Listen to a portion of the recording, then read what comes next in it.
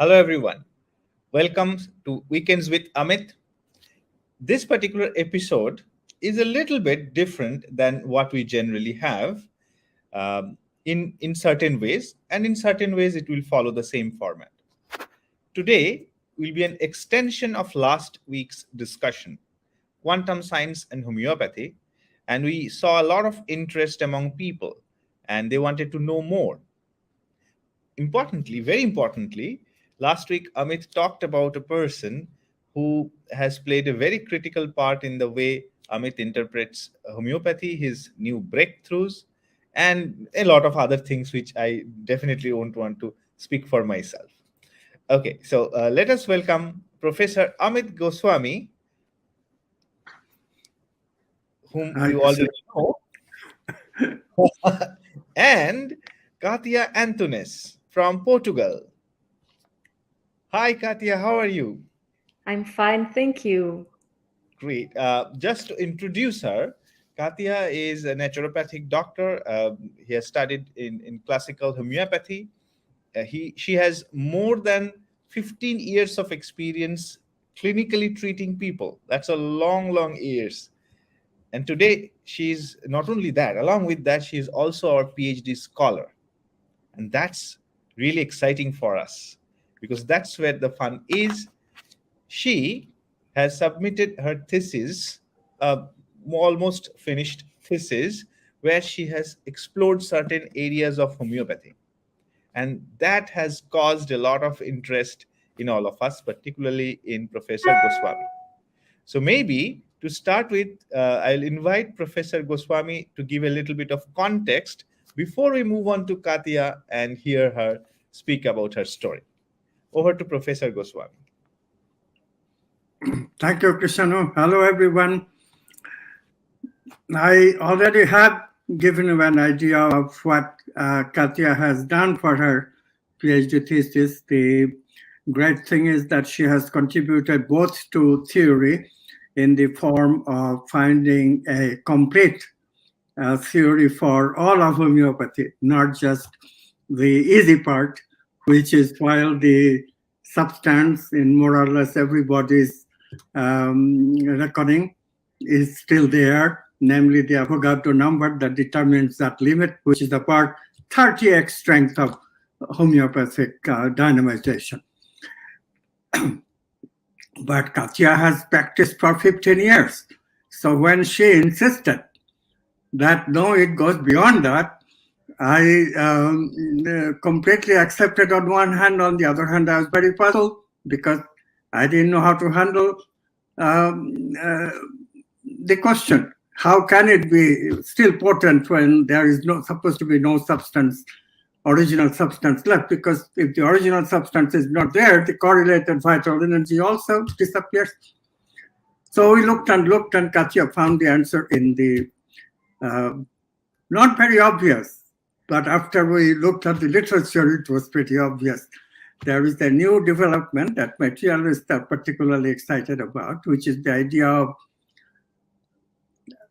little nanostructures that continue in the water. This has been experimentally verified. Yes, there are nanostructures still all the way to highest dynamization that homeopathy uses. These nanostructures are formed obviously as a quantum effect, correlation of objects like molecules, nanomolecules. And this is the secret. Nanomolecules still contain correlation of the vital energy, so continued dynamization will continue to convert some of those vital energies into the water memory. And that's how homeopathy works, of course. So the purpose of continuing this, since we already have covered the essence, is twofold. First of all, we want to hear from the horse's mouth, as they say. Katya is the horse in this case. Sorry, Katya, you don't look much like a horse. It's a metaphor. But the other reason is that in quantum science, what we discover and the discoverer, the process of the discoverer, is equally important. And this is one of our specialty. In Quantum University, these things that we teach, this master's and PhD program, are special because we not only emphasize the product, the research, but we also emphasize the process of transformation that the researcher goes through. So Katya has her own process, and indeed she has made part of her process also part of the thesis. And part of the process is that you see clearly how she has changed, and therefore she also sees clearly how other homeopaths would be behooved to change as well, how the profession itself should now undergo changes.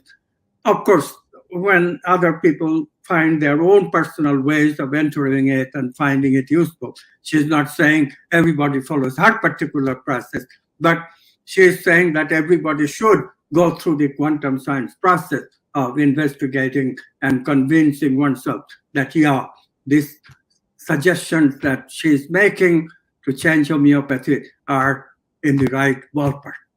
Okay, with that preamble, Katya, for you. Thank you, Professor.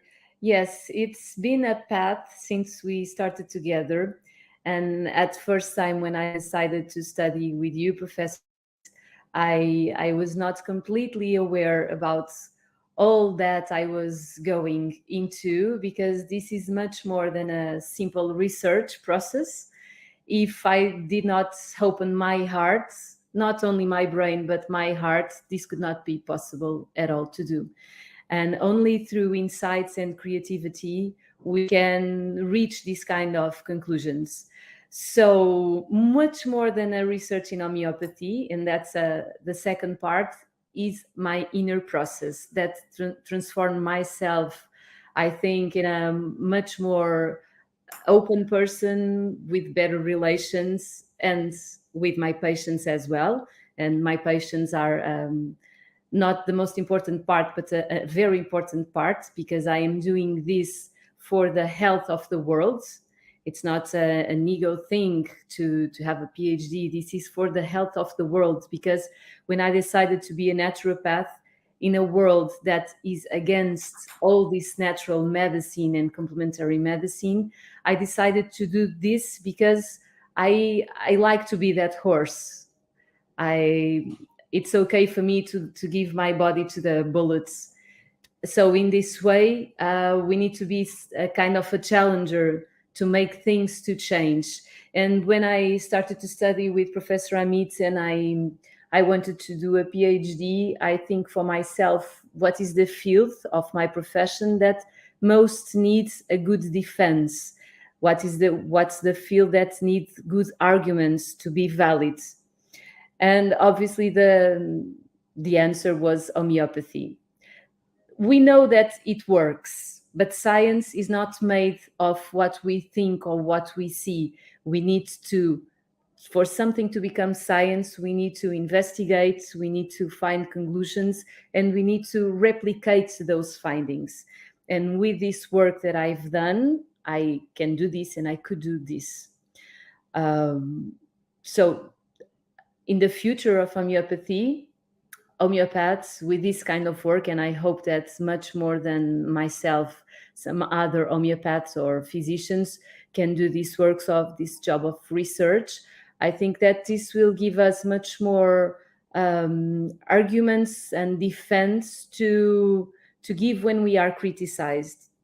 This is not happening with patients. With patients, it's okay, because when they come to us, the majority of time they are open to this type of medicine. But unfortunately, we are attacked by the Newtonian science, by the conventional and orthodox science. And it's okay, we are attacked because they say that we don't have science behind this, but we do have. And my job was to show, and it is to show, that this is science.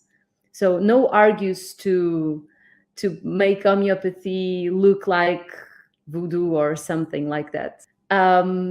What can I say much more about this is that I do believe that in the next 20, 25 years, probably 50 years, we will see that homeopathy will belong to medical science at least this is my hope, that conventional medicine can embrace homeopathy like it was. Because if we go back on many years ago, maybe, I don't know, 100 years ago, homeopathy made part of medical schools.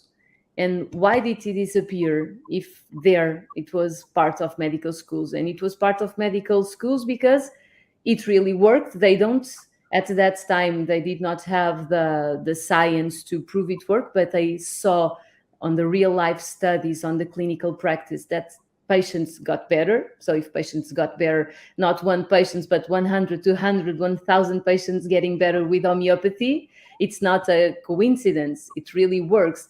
And at that time, science, it was not what it is today. So homeopathy made part of medical school. But because some political interests, economical interests, big pharma interests played some role, homeopathy suddenly disappeared from the academic medical teaching. So I hope, and my goal also is to, perhaps in a long future, I don't know, 20, 15 years, homeopathy can return to medical schools. So the should not be the naturopath and the conventional doctor. This is a wrong concept. The medicine is only one. So one that goes to study medicine needs to know about allopathic drugs, obviously, about herbs, about diet, about quantum psychology, about homeopathy, and about all the subjects that not only belong to our existence. And for us to well diagnose, we need to be aware of these 5 bodies of existence. But also, when we face a patient, we need to decide on that moment what is the best way to heal the person. Should this person go to a surgery? Should this person go to antibiotic? Should this person go to homeopathy? And in this way, this concept of 2 medicines, conventional medicine for one part, natural medicine for the other part, it has no sense. In the future, I hope that things, when one goes to study medicine, it can study all of this. And for this to happen, much more people are needed, like me and others, to study, to research, and to implement this in our societies at first, and in the world at last. Okay, Absolutely. but this is also only part of how the medical profession itself should change.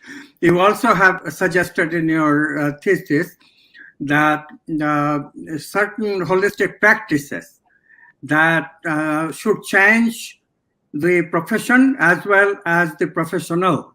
You have transformed in certain ways while doing your research, and you have suggested that not only the doctors but also the attitude towards homeopathy in the society must change along the same lines of the new quantum principles that quantum worldview brings into our foreknowledge. Yes, this quantum worldview is not well correlated with homeopathy until now. There were some few studies, not a lot, but this bridge between the quantum worldview, quantum science, and homeopathy needs to be done.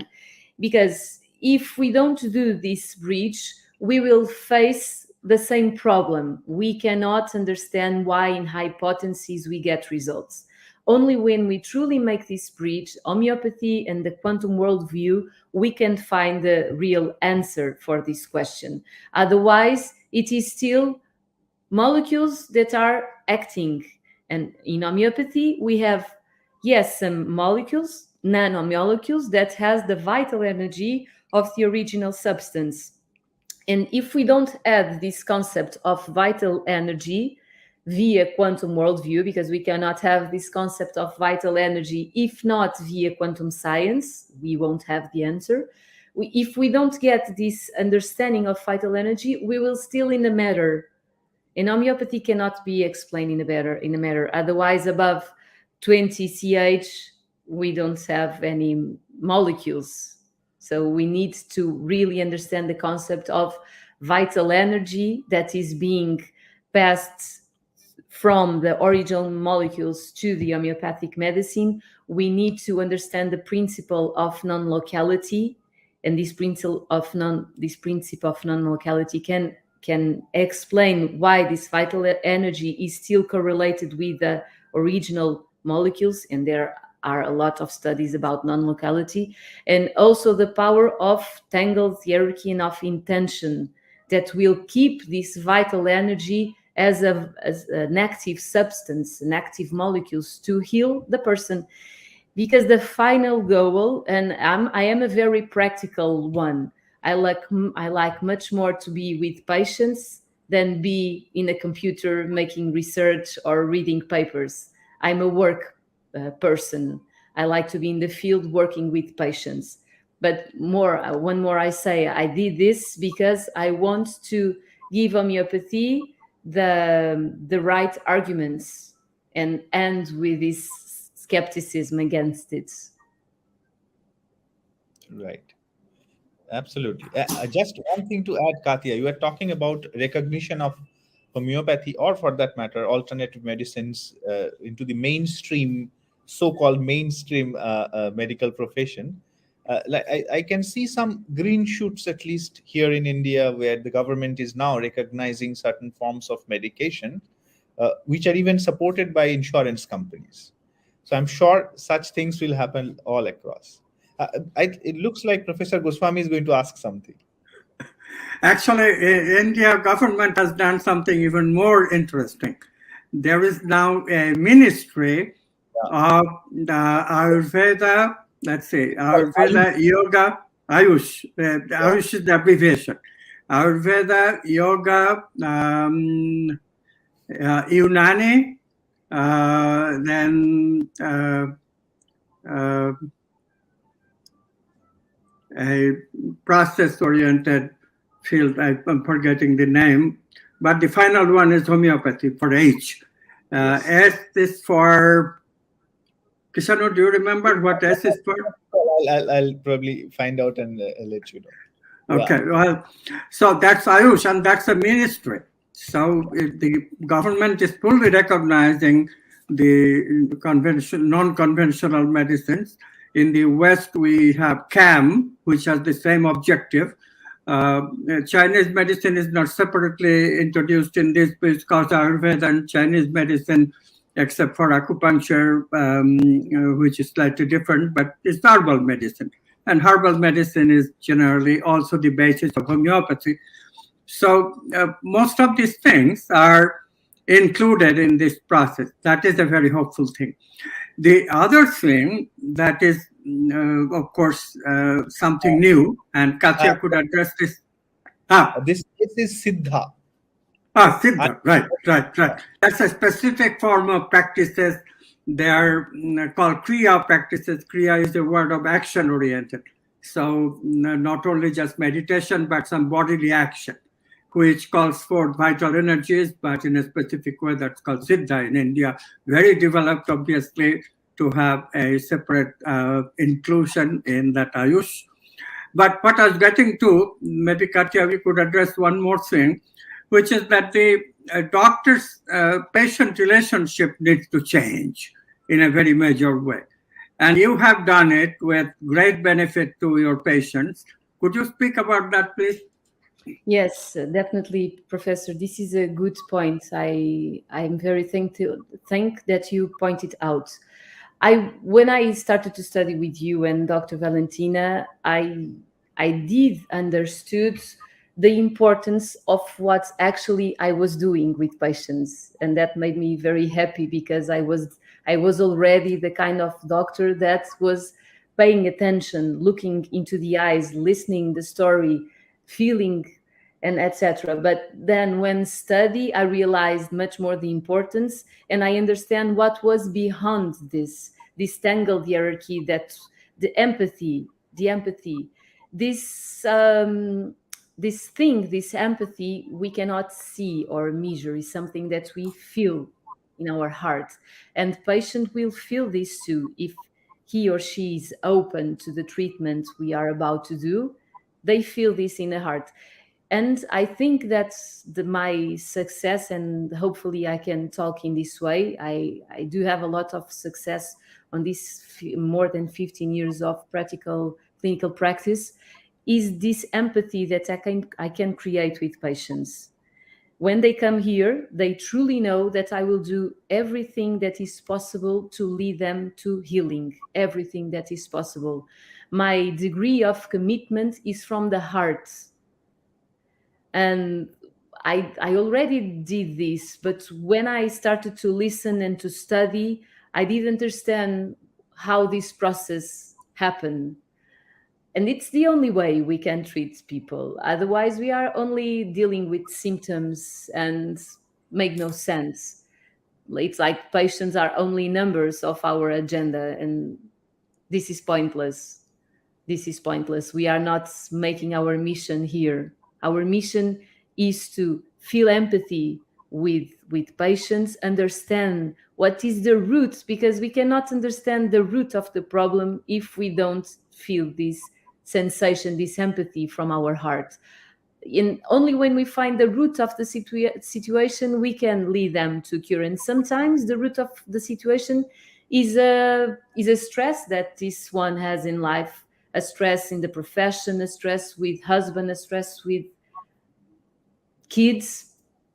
We need to find the roots of, or it can be the diet. And when it's the diet, we change the diet.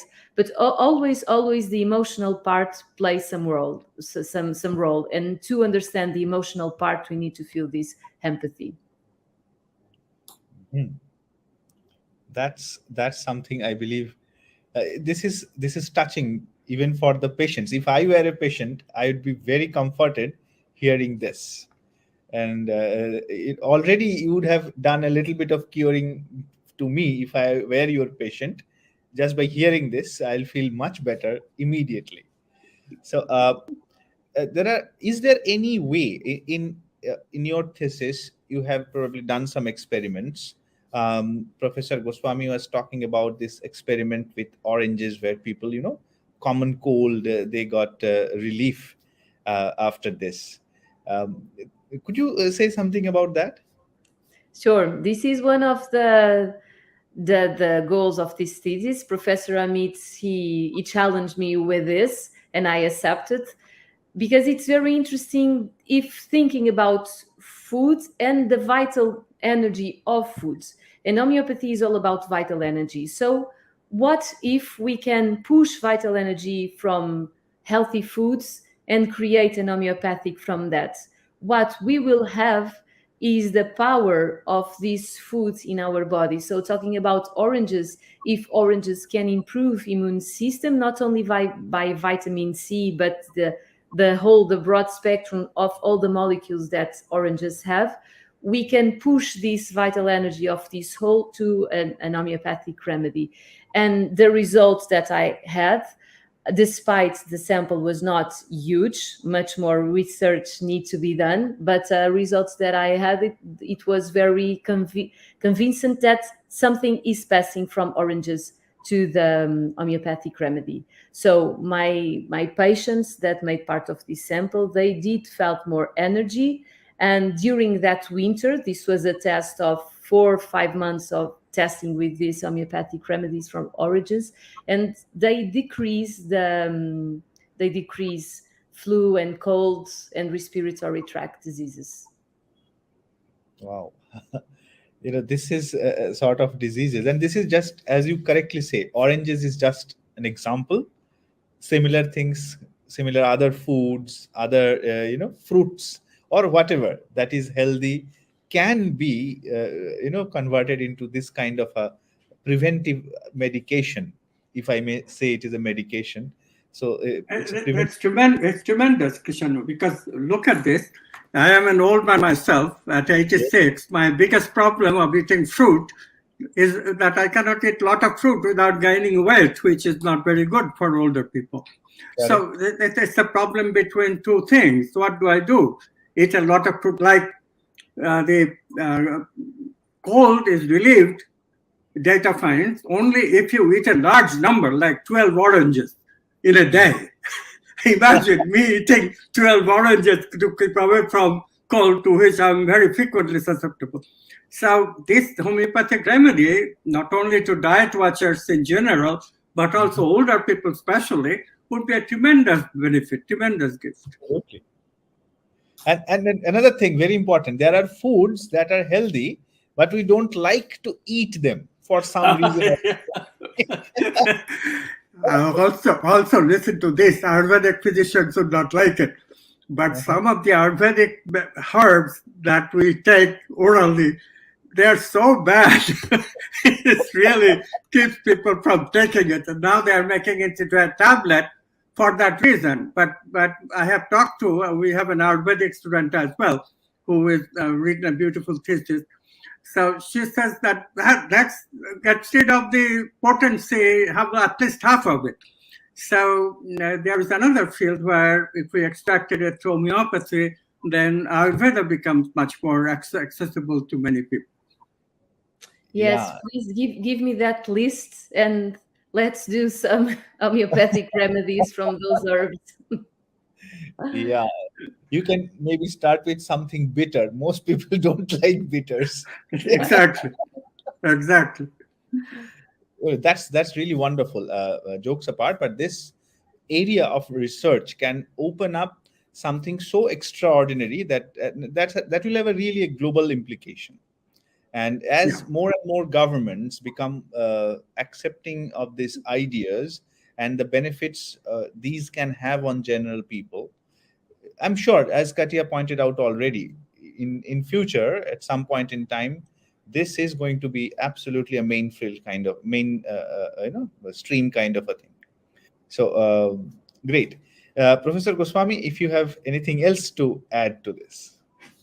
Well, the final comment that I wanted to make is that please consider our education that has produced a student like Katya. Of course, she was already a professional and all that.